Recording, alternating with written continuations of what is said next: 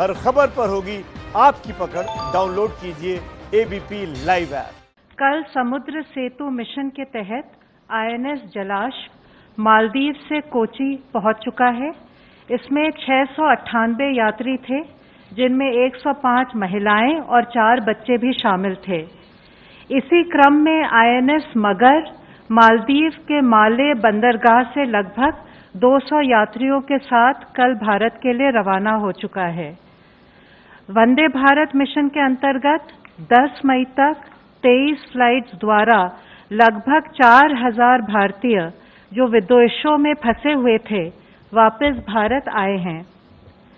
श्रमिकों के लिए चलाई जा रही विशेष ट्रेनों के माध्यम से अब तक 5 लाख से अधिक यात्रियों को उनके गंतव्य स्थान तक पहुंचाया गया है। अभी तक 468 विशेष ट्रेनें चल चुकी हैं, जिनमें से कल 10 मई को 101 ट्रेनें चली थी। कल कैबिनेट सेक्रेटरी ने सभी राज्यों और केंद्र शासित प्रदेशों के मुख्य सचिवों एवं स्वास्थ्य सचिवों के साथ वीडियो कॉन्फ्रेंस की। इस बैठक में राज्यों और केंद्र शासित प्रदेशों द्वारा प्रवासी श्रमिकों की आवाजाही में दी रही सहायता की भी समीक्षा की गई। वीसी में और उसके पश्चात गृह मंत्रालय ने पत्र द्वारा राज्य सरकारों से अनुरोध किया है कि वे सुनिश्चित करें कि किसी भी हालात में प्रवासी श्रमिक सड़क और रेलवे पटरियों का सहारा न लें। यदि ये सड़क या रेलवे पटरियों पर पैदल यात्रा करते हुए पाए जाते हैं, तो उनके लिए बस या ट्रेन द्वारा यात्रा की व्यवस्था करने की चेष्टा की जाए। तब तक उनकी नजदीकी शेल्टर होम में रहने की और उनके लिए भोजन पानी की व्यवस्था की जाए। राज्य सरकारें रेलवे को अपना सहयोग दें ताकि रेलवे अधिक से अधिक श्रमिक स्पेशल ट्रेनें चला पाए और प्रवासी श्रमिक सुचारू रूप से अपने घर वापस जा सके। आज सुबह गृह मंत्रालय ने रेलवे और राज्य सरकारों के नोडल ऑफिसर्स के साथ वीडियो कॉन्फ्रेंस द्वारा स्पेशल ट्रेनों की समीक्षा की, ताकि फंसे हुए लोग जल्द से जल्द अपने घर वापस आ सके। इस बात पर जोर दिया गया कि अगले कुछ हफ्तों तक रोज कम से कम 100 श्रमिक स्पेशल ट्रेन चलाई जाए, जिससे श्रमिकों को वापस घर आने में कोई समस्या नहीं आए। भारतीय रेल 12 मई से चरणबद्ध तरीके से पैसेंजर ट्रेन्स का परिचालन फिर से आरंभ कर रही है। ये ट्रेनें नई दिल्ली रेलवे स्टेशन से स्पेशल ट्रेन्स के रूप में 15 डेस्टिनेशंस के लिए चलेगी। गृह मंत्रालय ने आज आपदा प्रबंधन अधिनियम के अंतर्गत ट्रेन द्वारा लोगों की आवाजाही के संदर्भ में एसओपी जारी की है, जिसके तहत ट्रेन्स के शेड्यूल, टिकट्स की बुकिंग एवं लोगों की आवाजाही से संबंधित प्रक्रिया इत्यादि के बारे में रेलवेज व्यापक प्रचार करेगी। कंफर्म्ड ई टिकट होने पर ही पैसेंजर रेलवे स्टेशन में एंट्री प्राप्त कर सकता है। इस कंफर्म्ड ई टिकट के आधार पर वह स्टेशन तक आ सकता है। उसे अलग से कर्फ्यू पास वगैरह लेने की जरूरत नहीं। स्टेशन पर पैसेंजर्स की स्क्रीनिंग होगी और केवल एसिम्प्टोमेटिक पैसेंजर्स को ही ट्रेन पर बोर्ड करने की अनुमति दी जाएगी। पैसेंजर्स को हर समय फेस मास्क या फेस कवर पहनना होगा। उन्हें सोशल डिस्टेंसिंग का अनुपालन करना होगा। गंतव्य पर पहुंचने पर यात्री को राज्य सरकार द्वारा पारित किए गए हेल्थ प्रोटोकॉल्स का अनुपालन करना होगा। कैबिनेट सेक्रेटरी ने कल की वीडियो कॉन्फ्रेंस में राज्यों में डॉक्टरों, नर्सेज और पैरामेडिकल स्टाफ की आवाजाही को सुविधाजनक बनाने पर भी चर्चा की। तदोपरांत गृह मंत्रालय ने भी सभी राज्यों को पत्र लिखा है। राज्यों से अनुरोध किया गया है कि वे doctors, nurses, paramedical staff, sanitation personnel तथा एम्बुलेंस की बेरोक-टोक आवाजाही सुनिश्चित करें और उन्हें सुरक्षा प्रदान करें। निजी क्लिनिक, नर्सिंग होम और लैब्स को सुचारू रूप से खोलने के लिए सभी ठोस कदम उठाएं। हमारी सभी से यह अपील है कि वे धैर्य बनाए रखें। हमारा अनुरोध है कि इन सभी प्रयासों में अपना सहयोग दें और लोगों को इन सुविधाओं के बारे में जानकारी प्रदान करें, फैलाएं, उनको जागरूक करें। धन्यवाद। धन्यवाद। Health ministry representative please. आज की ब्रीफिंग मैं एक छोटी सी अपील से शुरू करना चाहूंगा।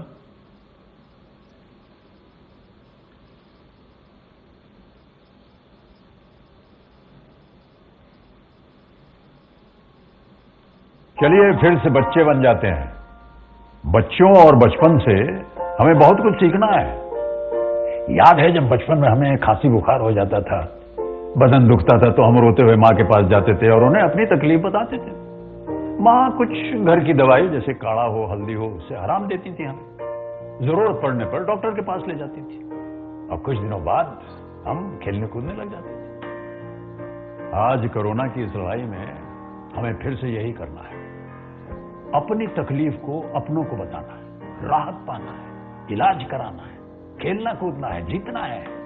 इसी में सबकी भलाई है। देखिए, बीमारी कोई कलंक नहीं होता है।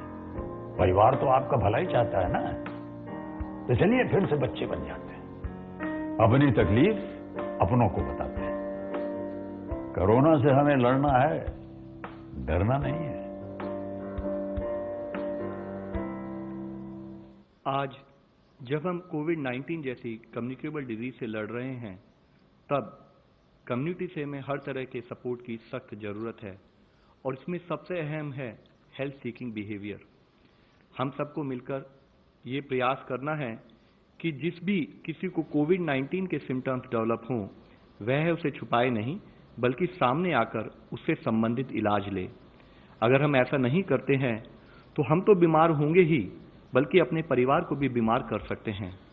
हर पेशेंट को अपने को बचाने के साथ साथ अपनी फैमिली को बचाने के लिए सरकार द्वारा प्रोवाइड की गई हेल्थ सुविधाओं को अपनाते हुए इस लड़ाई में अपना योगदान देना होगा। देश में अब तक 20,917 लोग कोविड-19 से क्योर हो चुके हैं और 44,029 केसेस एक्टिव मेडिकल सुपरविजन में हैं। पिछले 24 घंटे में अगर हम देखें तो पाते हैं कि टोटल केसेस में 4,213 केसेस का इंक्रीज नोट किया गया है, पर साथ में ही 1,559 पेशेंट्स क्योर भी हुए हैं। इस तरीके से हम देखें तो पाते हैं कि हमारा टोटल रिकवरी रेट अब 31.15% हो चुका है।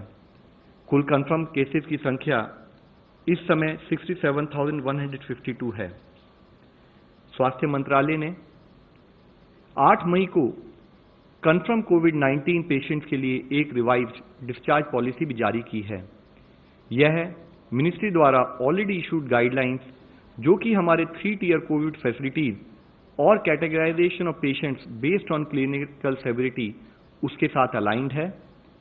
पहले जो क्राइटेरिया था कि या तो चेस्ट रेडियोग्राफ क्लियर होना चाहिए या 2 कॉन्जिक्यूटिव RT-PCR टेस्ट नेगेटिव होने चाहिए, उसके भिन्न होते हुए नई डिस्चार्ज पॉलिसी के अनुसार जो केसेस जो कि माइल्ड हैं, वेरी माइल्ड हैं या प्री सिम्टोमेटिक केसेस हैं और कोविड केयर फैसिलिटी में एडमिट हैं, अगर सिम्टम की शुरुआत के 10 दिनों में उनको 3 दिन तक फीवर ना हो तो उन्हें डिस्चार्ज किया जा सकता है। ऐसे समय में डिस्चार्ज से पहले टेस्टिंग करने की आवश्यकता नहीं है, लेकिन डिस्चार्ज के बाद भी 7 दिनों के लिए उन्हें होम आइसोलेशन का पालन करना पड़ेगा। इसके साथ ही जो केसेस मॉडरेट हैं और डेडिकेटेड कोविड हेल्थ सेंटर में एडमिटेड हैं, उनमें से जो पेशेंट 3 दिनों में रिजॉल्व हो जाते हैं जिनके सिम्टम, और जो बिना ऑक्सीजन सपोर्ट के रहते हैं, यानी कि जिनका ऑक्सीजन सैचुरेशन अबव 95% है, ऐसे पेशेंट्स को सिम्टम्स के 10 दिनों के बाद डिस्चार्ज किया जाएगा यदि वह पेशेंट, उनको कोई फीवर ना हो विदाउट एंटीपायरेटिक, उनको कोई ब्रेथलेसनेस के सिम्टम ना हो और उनको ऑक्सीजन की रिक्वायर्ड ना हो। लेकिन इसके साथ ही वह मॉडरेट पेशेंट जिनको फीवर 3 दिन में रिजॉल्व नहीं होता और वह ऑक्सीजन थेरेपी पर कंटिन्यू करते हैं, इन केसेस में पेशेंट को तभी डिस्चार्ज किया जाएगा जब उनके क्लिनिकल सिम्टम रिजॉल्व हो जाएं और लगातार 3 दिनों तक ऑक्सीजन सैचुरेशन मेंटेन करने की एबिलिटी हो। यह ध्यान देना चाहिए कि मॉडरेट संबंधित इन केसों में भी डिस्चार्ज से पहले 10 स्टिक की जरूरत नहीं होगी, लेकिन पेशेंट को डिस्चार्ज होने के बाद 7 दिन तक होम आइसोलेशन का पालन करना होगा। इसके साथ ही सीवियर केसेस और साथ में केसेस जो कि इम्यूनो कॉम्प्रोमाइज हैं, जैसे कि HIV patients, transplant recipients, malignancy etcetera, ऐसे पेशेंट्स को तभी डिस्चार्ज किया जाएगा जब या तो वह क्लिनिकली रिकवर हो जाएं या उनके पेशेंट्स को RT-PCR के द्वारा नेगेटिव घोषित किया जाए। यह डिस्चार्ज पॉलिसी इसलिए चेंज की गई है कि अगर हम देखें भी कई देशों ने एविडेंस के बेसिस पर अपनी डिस्चार्ज पॉलिसी में टेस्ट बेस्ड स्ट्रैटेजी के बदले सिम्टम बेस्ड स्ट्रैटेजी और टाइम बेस्ड स्ट्रैटेजी का बदलाव किया है। उसके तहत ही इसमें हम चेंज लाए हैं।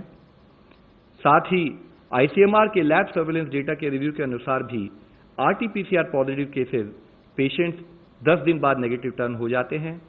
रिसेंट स्टडी से यह भी पता चला है कि viral load peak in the pre symptomatic period, यानी कि सिम्टम से 2 दिन पहले और अगले 7 दिनों में नीचे चला जाता है। यह discharge policy RT-PCR diagnose patients के लिए है। यह जानना जरूरी है कि यह डिस्चार्ज पॉलिसी होम और फैसिलिटी क्वारंटाइन पेशेंट्स के लिए नहीं है, क्योंकि क्वारंटाइन एसिम्टोमेटिक और हेल्दी पर्सन्स के लिए है जो वायरस से एक्सपोज हैं लेकिन उन्हें कोई सिम्टम नहीं दिखता है। हाउएवर, क्वारंटाइन फैसिलिटी पर उनका स्टे 5 मई को जारी मिनिस्ट्री ऑफ होम अफेयर्स की गाइडलाइंस के तहत लास्ट एक्सपोजर से 14 दिन तक रहेगा और डिस्चार्ज पॉलिसी से संबंधित एक फ्रीक्वेंटली आस्क्ड क्वेश्चन भी गवर्नमेंट ऑफ इंडिया के वेबसाइट पर उपलब्ध किए गए हैं। इसी संदर्भ में मिनिस्ट्री ऑफ हेल्थ ने home isolation of very mild और प्री सिम्टोमेटिक कोविड-19 केसेस के लिए भी एक रिवाइज गाइडलाइन जारी की है, जिसके अनुसार वेरी माइल्ड और प्री सिम्टोमेटिक कोविड-19 केसेस के लिए होम आइसोलेशन पीरियड समाप्त होने के बाद टेस्टिंग की कोई आवश्यकता नहीं है। However, I would still like to reiterate a few points that those patients who are undergoing home isolation should strictly adhere to. उनको एक सेल्फ डिक्लेरेशन फॉर्म साइन करना होगा, हमेशा ट्रिपल लेयर्ड मास्क पहनना होगा, एक आइडेंटिफाइड रूम में isolation maintain करना होगा, वह जो एल्डरली हैं या जो कोमॉर्बिड कंडीशंस वाले पेशेंट्स हैं या और फैमिली मेंबर हैं उनसे दूर रहें, हेल्थ हाइजीन मेंटेन करें और अपनी सेल्फ मॉनिटरिंग करें। अगर कोई भी हेल्थ सिचुएशन डिटीरियोरेट होती हो तो वह संबंधित मेडिकल अधिकारी को सूचित भी करें। माननीय स्वास्थ्य मंत्री जी ने north eastern states Arunachal Pradesh, Assam, Manipur, Meghalaya, Mizoram, Nagaland, Tripura और सिक्किम के साथ एक वीडियो कॉन्फ्रेंस के जरिए राज्यों में कोविड स्थिति की समीक्षा की। राज्यों को माइग्रेंट लेबरर्स, स्टूडेंट्स और विदेश से लौटने वालों के लिए मिनिस्ट्री ऑफ हेल्थ और एक्सटर्नल अफेयर्स द्वारा जो प्रोटोकॉल बताया गया है उसके तहत स्क्रीनिंग और क्वारंटाइन मेजर्स इंश्योर किए जाएं, उसके लिए उन्होंने रिक्वेस्ट की है। साथ ही राज्यों को यह भी कहा गया है कि वायरस के स्प्रेड को रोकने के लिए सार्वजनिक स्थानों पर थूकने से रिलेटेड, स्पिटिंग से रिलेटेड जो प्रोहिबिशन है उसको इफेक्टिवली लागू किया जाए। कल माननीय स्वास्थ्य मंत्री जी ने कोविड-19 मैनेजमेंट की स्थिति की समीक्षा करने के लिए मंडौली जेल, जो कि नई दिल्ली में स्थित है, वहां स्थित कोविड केयर सेंटर का दौरा भी किया। National Institute of virology Pune ने एक एंटीबॉडी डिटेक्शन किट कोविड कलज एलाइजा नामक IgG एलिजा टेस्ट किट को डेवलप किया है। माननीय स्वास्थ्य मंत्री जी ने इस संदर्भ में कहा कि इंडिजिनस टेस्ट कोविड-19 के सर्वेलेंस में महत्वपूर्ण भूमिका निभाएगा। इसी के साथ ही भारतीय नौसेना द्वारा डिजाइन किए गए पर्सनल प्रोटेक्शन किट को भी इनमास यानी कि इंस्टीट्यूट ऑफ न्यूक्लियर मेडिसिन और अलाइड साइंसेज द्वारा हाईएस्ट टेस्टिंग स्टैंडर्ड्स के साथ सर्टिफाई किया गया है। डिपार्टमेंट ऑफ बायोटेक्नोलॉजी और biotechnology industry research assistance council ने वैक्सीन, डायग्नोस्टिक्स, थेरेप्यूटिक्स और अदर टेक्नोलॉजी से संबंधित 70 प्रपोजल को भी शॉर्टलिस्ट करके फंडिंग के लिए सेलेक्ट किया है। जहां एक और हम समाज में हेल्थ सीकिंग बिहेवियर प्रमोट करना चाहते हैं, वहीं दूसरी ओर हम सबको मिलकर कोविड-19 से जुड़े हुए स्टिग्मा से भी लड़ना होगा। हमें बीमारी से लड़ना है, बीमार से नहीं। इसी संदर्भ में माईगॉव द्वारा बनाया गया एक और वीडियो भी मैं आप सबके सामने प्रस्तुत करना चाहूंगा। धन्यवाद। देखिए, कोरोना हम पर 2 तरह के हमले करता है। पहला शारीरिक और दूसरा मानसिक। मानसिक हमला हमें संदेह पैदा करता है, मन में कहीं एक शक पैदा करता है, यहां तक कि हम उस इंसान से भी डरने लगते हैं जो अस्पताल से ठीक होकर घर आया है। वो इंसान जिसे डॉक्टरों ने ताली बजा करके घर भेजा है। देखा होगा आपने टीवी पर कि अस्पताल से ठीक होकर वापस आने पर घर और समाज के लोग उन पर फूलों की वर्षा करते हैं।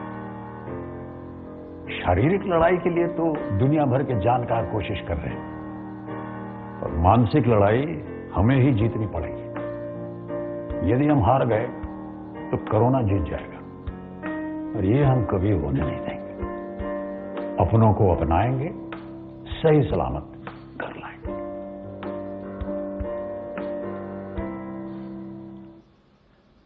Friends, empowered group 9 chairman is with us.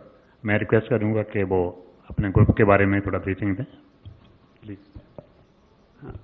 I am Ajay Sahni, chairman of the empowered group 9। Empowered group 9 को जो रिस्पॉन्सिबिलिटी दिया गया है वो है technology and data management for this combating this crisis. उसके तहत इस ग्रुप ने 6 मेजर प्रिंसिपल्स लेकर आगे काम शुरू किया। इसमें पूरा जो हमारा सैंपल कलेक्शन से लेकर testing, ICMR, NCDC, ministries, citizens जिनको की कुछ सुविधाएं उपलब्ध करनी हैं, इंडस्ट्री और पब्लिक को, कमर्शियल एंटिटीज़ को और स्टेट गवर्नमेंट्स को, जो लोग फील्ड में काम कर रहे हैं उनको किस तरह की डेटा और उस तरह से सुविधाएं उपलब्ध कराई जाएं, उसमें काम शुरू किया। और उसमें एक सबसे पहला काम ये रखा कि सिटीजन्स के लिए किस तरह का टूल डिप्लॉय किया जाए, जो कि आरोग्य सेतु के रूप में उभर के आया, और उस पर मैं आगे चर्चा करूंगा। उसके बाद डेटा अवेलेबिलिटी जो कि टेस्टिंग से रिलेटेड है, ICMR, NCDC और स्टेट्स में, उसका फ्लो कैसे बनाया जाए, उसमें मदद करने की कोशिश की। उसके अलावा जो स्मार्टफोन्स के लिए तो आरोग्य सेतु ऐप आया, लेकिन जिनके पास स्मार्टफोन नहीं है, जिनके पास फीचर फोन है या लैंडलाइन है, उनको किस तरह से मदद की जा सके उसकी भी चिंता की गई। और डेटा प्राइवेसी के ऊपर काफ़ी काम किया गया कि ये ना हो कि हम किसी के पर्सनल डेटा का किसी भी तरह से कोई दुरुपयोग हो, तो उसकी बहुत चिंता की गई और उसके लिए बड़ी अच्छी एक प्राइवेसी पॉलिसी भी बनाई गई और उस पर अमल भी किया जा रहा है। और उसके अलावा जो हमारी फील्ड लेवल इंस्टीट्यूशंस हैं, common service centre, NIELIT, CDAC, STPI, department of telecom के जो BSNL के लोग हैं पूरे देश में, उनकी मदद भी ली गई for many of these activities. और जहां पर टेस्टिंग सेंटर्स हैं उनमें भी कुछ लोगों को भेजा गया ताकि डेटा एंट्री वगैरह में उनको सुविधा हो पाए। और फाइनली जो इंडस्ट्री से और पब्लिक से, सिटीजन से बहुत सारे सुझाव आए, बहुत सारे सॉल्यूशंस लोगों ने सजेस्ट किए, उनको भी ठीक जहां हम उसको उस पर अमल कर सकते हैं या उसका इस्तेमाल कर सकते हैं वो हमने किया, और जहां वो किसी और ग्रुप के लिए यूजफुल है तो उनको, उस ग्रुप को हमने इस तरह की सॉल्यूशंस और सजेशंस भेजे। तो ओवरऑल जो उसका एक ओवरऑल फ्लो है, उसमें सबसे इम्पोर्टेंट रोल है स्पेशल सर्वेलेंस सिस्टम का, जो कि हेल्थ डिपार्टमेंट का बनाया हुआ एक टूल सेट है, जिसमें कि स्टेट्स को, डिस्ट्रिक्ट्स को, डिस्ट्रिक्ट के अधिकारियों को, डिस्ट्रिक्ट सर्वेलेंस ऑफिसर को हर तरह की इंफॉर्मेशन और सुविधा उपलब्ध कराई जाती है। उसको स्ट्रेंथन करने के लिए शुरू हमारा काम हुआ कि जहां सैंपल कलेक्शन होता है और टेस्टिंग होता है, उसकी एप्स बनाई गई। RT-PCR टेस्ट के लिए एक ऐप बनाई गई और एंटीबॉडी टेस्ट के लिए एक और ऐप बनाई गई। उससे ICMR के लैब पोर्टल तक डेटा पहुंचे। लैब में जब टेस्टिंग हो जाए तो उसके बाद वो पूरा हेल्थ सिस्टम्स के लिए एनआईसी में और जो हेल्थ मिनिस्ट्री के सिस्टम्स में आए वैसा डेटा, और उसको सपोर्ट करने के लिए आरोग्य सेतु जो लोगों ने अपने अपने मोबाइल्स पे डाउनलोड किया, उस पर कुछ लोग सेल्फ असेसमेंट करते हैं, कुछ लोगों का ब्लूटूथ कॉन्टैक्ट ट्रेसिंग होता है, तो वो वाला डेटा भी इसमें मिल जाए, और एनडीएमए से कुछ डेटा, और फिर आईआईटी मद्रास की मदद से कुछ जो एनालिटिक्स होता है वो डेटा को सबको कंबाइन करके उस पर किस किस तरह के एक्शन लिए जा सकते हैं। This is the mainstay, this is the broad picture of how we are organizing our data flows. इसमें आरोग्य सेतु का सबसे ज्यादा महत्व है। इसमें जो भारत की लड़ाई है कोविड-19 से, उसमें आरोग्य सेतु ने बहुत बड़ा योगदान दिया है और आगे भी चलकर देगा। इसको एक ऐप के रूप में रिलीज किया गया, और इसका सबसे जरूरी पहलू है कि इसमें ब्लूटूथ के जरिए वो एक जिसको ज्यादा रिस्क हो, having come close to any infected person, उन लोगों को अलर्ट करना और हेल्थ सिस्टम को अलर्ट करना कि उनकी क्या मदद की जाए, ये उसके लिए बहुत जरूरी है। उसके अलावा ये जो भी इसको इस्तेमाल करता है, जो भी इसको डाउनलोड करता है, उनको एक सुविधा दी जाती है कि वो अपना सेल्फ असेसमेंट करें, और सेल्फ असेसमेंट कर कर उसमें बताएं कि क्या वो हेल्दी अभी हैं, उनको कोई दिक्कत नहीं है, या उनको खांसी या बुखार या ब्रेथलेसनेस की तकलीफ है, या उनकी कोई कॉम्बिनेशन की तकलीफ है। उसके अलावा अपनी उम्र बताएं, और अपना कोई अगर और हेल्थ का कुछ इशू है, डायबिटीज है या उस तरह के कोई इश्यूज हैं जिससे कि उनका रिस्क बढ़ता है, वो भी अपनी सेल्फ असेसमेंट में दें, और उसके द्वारा वो कुछ अगर मदद चाहते हैं तो वो मदद भी मांगने के लिए सामने आए। उसके अलावा हम जितने यूजर्स हैं उनको ये भी मौका देते हैं कि वो अगर वॉलंटियर करने को तैयार हैं आगे चलकर, तो उसके लिए भी अगर सामने आना चाहते हैं तो वो भी अपनी तरफ से बता पाएं। तो इसमें प्राइवेसी फर्स्ट डिजाइन इसमें रखा गया कि प्राइवेसी को बिल्कुल प्राइवेसी को ध्यान में रखकर ये ऐप बनाया गया, और इसके अलावा हर तरह की जो ऑथेंटिक इंफॉर्मेशन है वो सभी तक पहुंचे, उसके लिए भी हम इस ऐप का उपयोग करते हैं। और ये शुरू में ही 11 लैंग्वेजेस में भारत में रिलीज किया गया, और अब इसमें एक 12वीं लैंग्वेज भी, असमीज लैंग्वेज में भी इसको ऐड किया गया है। और इसमें एक बात अभी तक जो ऑलमोस्ट जो दुनिया में रिकॉर्ड बना, वो था जब 5 करोड़ यूजर्स इसमें आए, और उस वक्त ये दुनिया का सबसे तेजी से 5 करोड़ यूजर्स तक पहुंचने वाला ऐप बना। अब इसमें 9.8 करोड़ लोग इसमें ऑलरेडी आ चुके हैं, और कुछ ही देर में ये शायद 10 करोड़ का भी 10 करोड़ यूजर तक भी पहुंचेगा। और इस ऐप को पहले शुरू किया गया एंड्रॉयड सिस्टम और एप्पल में iOS सिस्टम के ऊपर, और अब इसको जो जियो के जो फोन हैं, जो कि फीचर फोन जाने जाते हैं, स्मार्ट फीचर फोन्स, उस पर एक अलग ऑपरेटिंग सिस्टम होता है, उस पर भी ये ऐप तैयार कर लिया गया है, और शायद कल से ये उन फोन्स पर भी उपलब्ध हो जाएगा।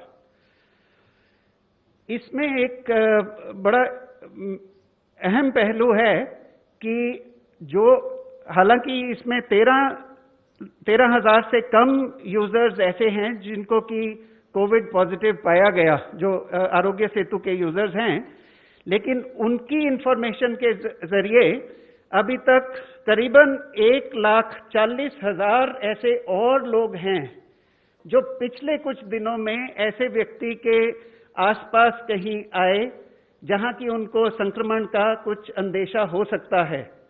तो ये वाला जो ब्लूटूथ कॉन्टैक्ट ट्रेसिंग हुआ, इससे जिस जिस व्यक्ति को थोड़ा सा भी अगर उनको रिस्क है, तो उनको सबसे पहले इत्तला किया जाता है कि आप अपना ध्यान रखें।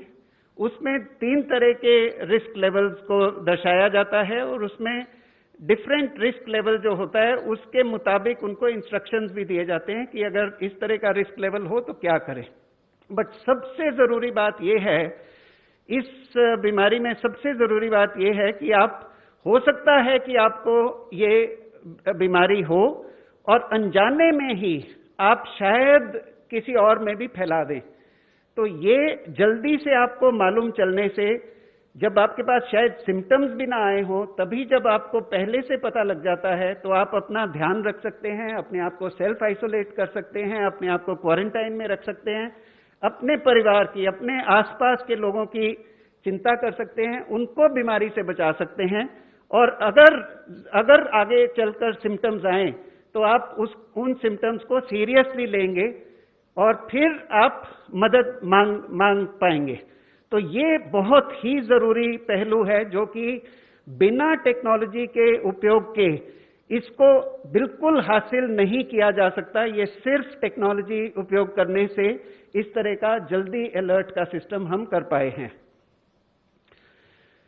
जब हमारे पास में जो ब्लूटूथ कॉन्टैक्ट्स का डेटा आता है, उसके बाद हमारे पास जो सेल्फ असेसमेंट का डेटा आता है, उन लोगों को फोन करके उनसे फिर से रिकन्फर्म करते हैं कि आपको कुछ अभी सिम्टम्स हैं, आपको किस तरह की सर्विसेज की जरूरत है, और उसमें कुछ जो जरूरी नहीं होता आगे फॉलोअप, उसको हम फिल्टर आउट करते हैं। और जो बहुत जरूरी केसेस होते हैं जिसमें कि आगे सरकार की तरफ से कुछ मदद मिलनी चाहिए, वो केसेस फिर हेल्थ सिस्टम को और डिस्ट्रिक्ट्स को भेजे जाते हैं।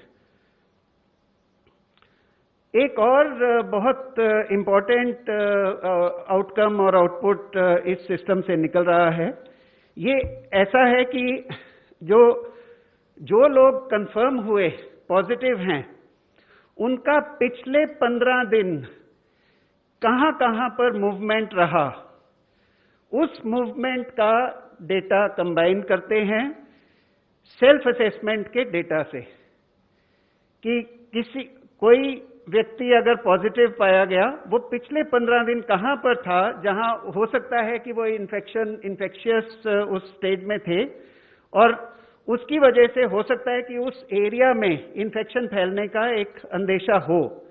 उसको हम कंबाइन करते हैं उस डेटा से जो लोगों ने खुद बताया कि उनको खांसी या बुखार या ब्रेथलेसनेस की दिक्कत आ रही है। इसको जब हम कंबाइन करके देखते हैं तो पता लगता है कि कुछ ऐसे स्पॉट्स हैं जहां आगे चल के उसके हॉटस्पॉट बनने का अंदेशा है। ये भी इंफॉर्मेशन जब जल्दी से हम दे पाते हैं तो it is possible to take preventive action to prevent it from becoming a hotspot. ये इंफॉर्मेशन इसलिए नहीं देते हैं कि हम बड़ी एक्यूरेसी से हॉटस्पॉट प्रिडिक्ट करना चाहते हैं, हम इसलिए ये इंफॉर्मेशन उपलब्ध कराते हैं ताकि उसको हॉटस्पॉट बनने से रोका जा सके और समय रहते हुए इस पर एक्शन लिया जा सके। और ये इंफॉर्मेशन पिन कोड लेवल पर या सब पोस्ट ऑफिस लेवल तक हम इस तरह की इंफॉर्मेशन जनरेट कर पाते हैं। और इसमें अभी तक 697 ऐसे हॉटस्पॉट्स, पोटेंशियल हॉटस्पॉट्स की इंफॉर्मेशन जनरेट हुई है जो कि स्टेट्स को और डिस्ट्रिक्ट्स को भेजी गई है। एक और छोटा सा ऐप बनाया गया जिससे कि जो ऑफिसर्स हैं फील्ड में, वो जहां पर हॉटस्पॉट या कंटेनमेंट जोन बनाना चाहते हैं, उस कंटेनमेंट जोन को वो मार्क कर पाएं ताकि उस जोन के अंदर कंटेनमेंट के जो नियम हैं वो लागू होंगे। तो ये एक और छोटा सा एक ऐप बनाया गया। इसमें मैं फिर से दोहराना चाहूंगा कि प्राइवेसी आरोग्य सेतु का बहुत इंपॉर्टेंट पहलू है, और उसमें जब कोई भी यूजर साइन अप करता है तो उसको एक unique randomized anonymous device ID दिया जाता है, और उसके बाद उनका नाम इस्तेमाल नहीं किया जाता। शुरू में जो वो इंफॉर्मेशन भरते हैं वो सर्वर में हम लाकर और सुरक्षित रखते हैं उसको, और उसके बाद डिवाइस आईडी को ही इस्तेमाल करते हैं। दूसरी बात यह है कि जब दो व्यक्ति जो कि आरोग्य सेतु इस्तेमाल कर रहे हैं वो आपस में नजदीक एक दूसरे के आते हैं, तो ब्लूटूथ के जरिए उनका कितनी देर कितनी दूरी पर थे और कितनी देर ऐसा हुआ, वो चीज को दोनों के मोबाइल पर एनक्रिप्ट करके बिना दूसरा का नाम जाने हुए सिर्फ डिवाइस आईडी के जरिए उसको आप ही के मोबाइल पर रख दिया जाता है। और सिर्फ अगर उनमें से कोई एक व्यक्ति पॉजिटिव पाया जाए, सिर्फ उसी स्थिति में ये डेटा को सर्वर पर ले जाया जाता है। तो इसमें मैं आपको ये बताना चाहता हूं कि अभी तक 9.8 करोड़ लोगों ने आरोग्य सेतु को डाउनलोड किया, इस्तेमाल कर रहे हैं। अभी तक सिर्फ 13,000 से कम लोगों का इस तरह का डेटा, जो कि हमारे यूजर्स भी हैं और जिनको पॉजिटिव पाया गया, सिर्फ 13,000 से कम यूजर्स का इस तरह का डेटा सर्वर तक ले जाया गया और उसके जरिए बाकी लोगों को इत्तला देने की प्रावधान किया गया। इसमें सरकार सिर्फ हेल्थ इंटरवेंशंस के लिए इसका इस्तेमाल करती है और किसी चीज के लिए इसका इस्तेमाल आपके डेटा का नहीं करती। आपकी पर्सनल आइडेंटिटी किसी को रिवील नहीं की जाती, वो पब्लिक के साथ शेयर नहीं की जाती। वो सिर्फ जो आपको स्वास्थ्य की जो सुविधाएं चाहिए वो आपको दिलाने के लिए, बाकी लोगों को प्रोटेक्ट करने के लिए इस डेटा का इस्तेमाल किया जाता है। और जो भी डेटा इसमें होता है आपके खुद के मोबाइल पर, उसको केवल 30 दिन, हालांकि वो एन्क्रिप्टेड है, सेफ है, आप ही के मोबाइल पर है, लेकिन 30 दिन के से पहले का जो डेटा है उसको ऑटोमेटिकली मिटा दिया जाता है। अगर आपका टेस्ट हो रहा है तो वो 45 दिन सर्वर पर ले जाकर 45 दिन एट अ मैक्सिमम उसको रखा जाता है, उसके बाद मिटा दिया जाता है। जो लोग पॉजिटिव होते हैं उनके लिए क्योर होने के, ठीक हो जाने के 60 दिन उपरांत उस डेटा को भी हटा दिया जाता है। तो कोई भी ऐसा डेटा किसी भी व्यक्ति का इस समय के आगे नहीं रखा जाएगा। और लोकेशन डेटा इस्तेमाल किया जाता है ताकि वो कोई एरिया में अगर संक्रमण का एक रिस्क हो तो उस एरिया के लिए जो एडमिनिस्ट्रेशन की तरफ से, हेल्थ डिपार्टमेंट की तरफ से कार्रवाई की जा सके और बाकी लोगों को संक्रमित होने से प्रोटेक्ट किया जा सके। और एक और जो मैंने बताया कि हम सिर्फ स्मार्टफोन्स के लिए नहीं बल्कि फीचर फोन्स और लैंडलाइन के लिए भी सर्विसेज का प्रावधान कर रहे हैं। उसमें आरोग्य सेतु IVRS प्लेटफॉर्म शुरू किया गया, जिसमें पूरे देश में कोई भी 1921 नंबर पर फोन कॉल कर सकते हैं और उसी तरह से जैसे आप ऐप के जरिए अपना एक सेल्फ असेसमेंट कर सकते हैं, उसी तरह से आप फोन के जरिए सेल्फ असेसमेंट भी कर सकते हैं। आप मिस्ड कॉल दें तो ये वाला प्लेटफॉर्म आपको वापस कॉल करेगा और आपकी मदद करेगा to go through a self assessment process. और फिर उसके बाद वो सिमिलर डेटा उसी तरह से उसको इस्तेमाल किया जाता है ताकि आपको सुविधाएं मिल पाएं। 3 और छोटे से सिस्टम्स हैं जो कि बड़े इंपॉर्टेंट भी हैं पर हैं अहम भी हैं। कोविड-19 सावधान सिस्टम, जिसके जरिए कि किसी भी टेलीकॉम टावर के नीचे या किसी एक जिले में या किसी एक छोटी जगह पर स्पेसिफिकली उस जगह पे होने वाले लोगों को SMS दिया जा सके, सभी को नहीं लेकिन सिर्फ एक स्पेसिफाइड एरिया में। दूसरा है क्वारंटाइन अलर्ट सिस्टम, जिससे कि जिन लोगों को क्वारंटाइन की सलाह दी गई उसका मॉनिटरिंग थोड़ा सा रख सकें, उनकी भी मदद कर सकें और बाकी लोगों की भी मदद कर सकें। और तीसरा है जो कि लोग माइग्रेशन जहां होता है तो जिस स्टेट में वो जाते हैं, जिस जगह पे वो जाते हैं, उनको भी इत्तला मिले कि यहां पर इस जगह से इतने लोग आए, ताकि वो भी आगे उसका इंतजाम कर सके। और फाइनली आयुष संजीवनी आयुष के कुछ पहलू दर्शाता है। इसके अलावा आरोग्य सेतु की प्रमोशनल एक्टिविटीज बहुत तरह की गई और आज के लिए आई थिंक मैं इतना ही बताना चाहूंगा। धन्यवाद। धन्यवाद। पहले हम ऑनलाइन क्वेश्चन लेते हैं। There are some media reports today that religion based mapping is being done. Is there any truth, Mr. Agarwal, in this? Sir, ऐसी कोई भी न्यूज है वह नितांत अनुचित है। It is a very irresponsible news. माननीय सुप्रीम कोर्ट ने क्लियरली कहा है कि कोई भी फेक न्यूज पब्लिश ना की जाए, प्रॉपरली फैक्ट्स चेक करते हुए न्यूज को पब्लिश किया जाए। कोई भी भ्रम, भय और आशंका किसी को नहीं फैलानी है। आज तो और भी जरूरत है कि समाज में हम सबको जोड़कर आगे चलें। तो इसलिए मैं अपील करूंगा कि इस टाइप की कोई भी न्यूज, कोई भी नॉन फैक्चुअल न्यूज, कृपा करके उसको ना बढ़ावा दें, उसको ना फैलने दें। साथ में हमें ये समझना जरूरी है कि यह बीमारी किसी भी धर्म को, किसी भी रेस को, किसी भी एरिया को देखकर नहीं आती। यह बीमारी तभी आएगी जब हम कोई लापरवाही करते हैं, डूज एंड डोंट्स का फॉलो नहीं करते हैं, तभी हमें बीमारी लगेगी। हमारे लिए जरूरी है कि हम मीडिया के थ्रू कम्युनिटी से बात करें, सबसे बात करके उनको समझाएं कि क्या डूज एंड डोंट्स फॉलो करने हैं। न्यूज 18 रवि सिंह।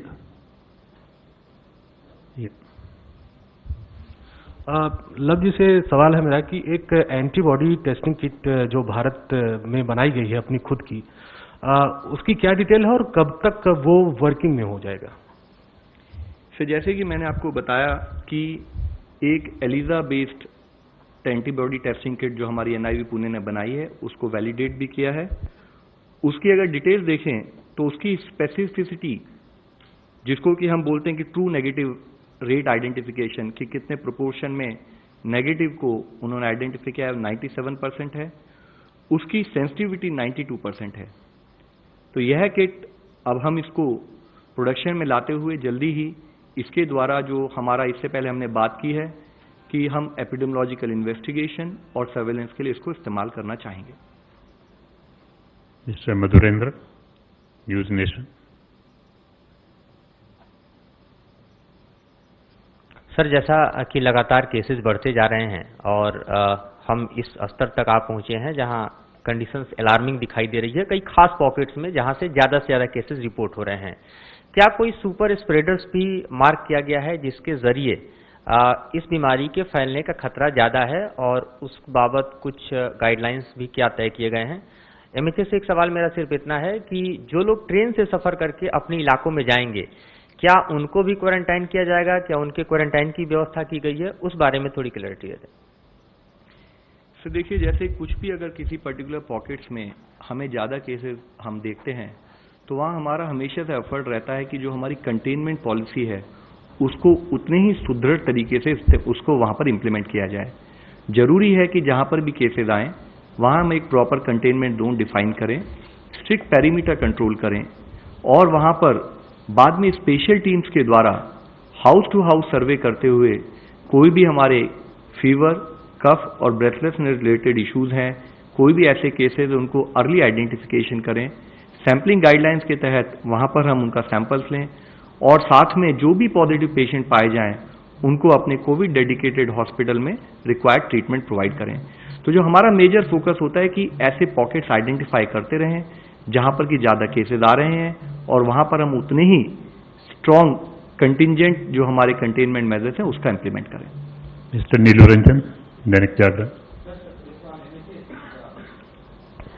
जो हमने SOP आज बनाई है उसके अनुसार जो राज्य सरकार या जो केंद्र शासित प्रदेश है जहां पर वो ट्रेन पहुंचेगी वो अपनी स्थिति अनुसार हेल्थ प्रोटोकॉल्स बनाएगी और वो हेल्थ प्रोटोकॉल्स इम्प्लीमेंट किए जाएंगे।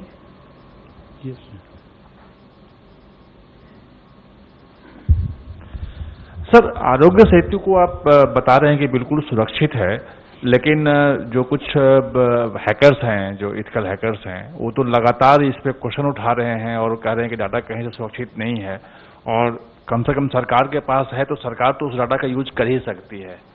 तो वो कैसे होगा कि लोगों के सर्विलेंस में अगर व्यक्तिगत रूप में किया जाए तो उसको कैसे आप दूर करेंगे? नहीं, देखिए, ये वाला ऐप जो बना है ये शायद आज तक आप जितने ऐप इस्तेमाल करते हैं उनमें से सबसे ज्यादा सुरक्षित इस ऐप को बनाया गया है।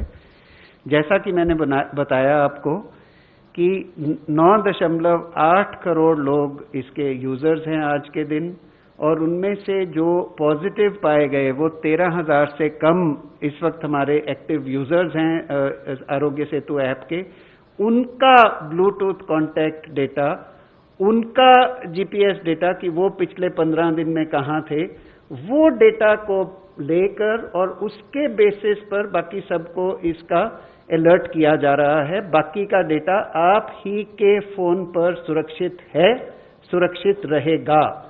और उसके बाद भी जिनका डेटा किसी वजह से, ये जो 13,000 लोग हैं उनका डेटा जब लिया गया, वो वाला डेटा भी उनके ठीक होने के 60 दिन के बाद वो भी पूरा का पूरा डेटा मिटा दिया जाएगा।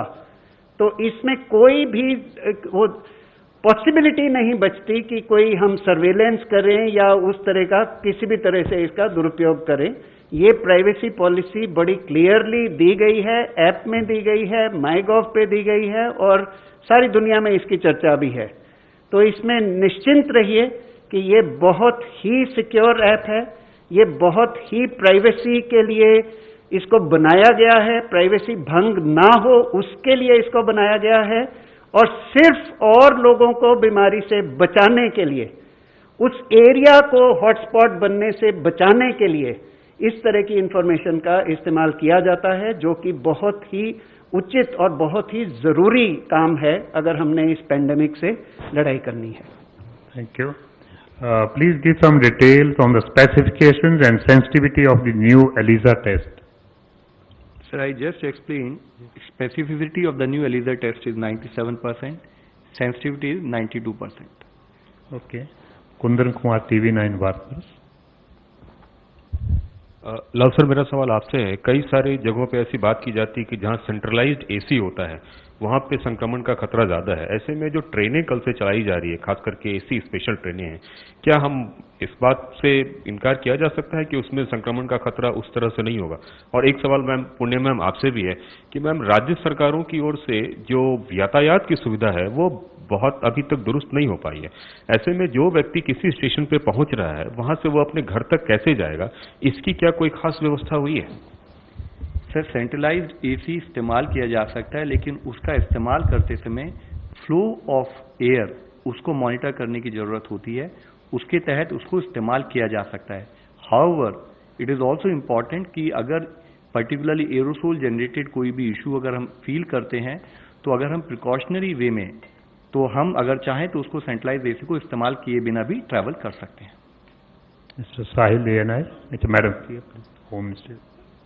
जहाँ तक लोगों के वेहिकुलर मूवमेंट का इशू है, आई थिंक जो हमारी गाइडलाइंस निकली हैं वो काफ़ी क्लियर हैं कि ग्रीन जोन में, रेड जोन में urban areas, rural areas, orange zone में किस तरह की रेस्ट्रिक्शंस हैं। तो अगर वो जो सेफ्टी नॉर्म्स हैं रिगार्डिंग पर्सनल व्हीकल में ट्रैवल करने का या टू व्हीलर में ट्रैवल करने का या कैब, जहाँ पे कैब एग्रीगेटर सर्विसेज अलाउड, उसको फॉलो करते हुए लोग अपनी व्यवस्था कर सकते हैं। साहिल ANI। Sir, my question is related to the ELISA kit. Sir, why Zydus Cadila was chosen for the mass production, and how many companies have sent application for ELISA kit? Sir, ICMR representative is not there, but let me try to explain you in brief. What happened, there is a particular process in terms of which organization has the capacity to undertake production at the faster pace and which has the required wherewithal to take that production in the first place. So based on that, generally the organizations get selected, and over a period of time, if need be, more organizations are also probed in. So that's all. I think Madhurendra, everybody is covered. You have the question? Okay, 13. Yeah, please, last question. Sir, पहला सवाल तो love Agarwal sir से है। Sir, लगभग मुझे लगता है 1.5 महीने से ज़्यादा हो गया आपको ब्रीफिंग करते हुए। पहले हम लोग बड़ा सवाल पूछते थे कि कम्युनिटी ट्रांसमिशन हुआ है क्या। उस समय 5,000-7,000 केसेज आते थे, अब चूंकि 60,000 से भी ज़्यादा केसेज आ गए।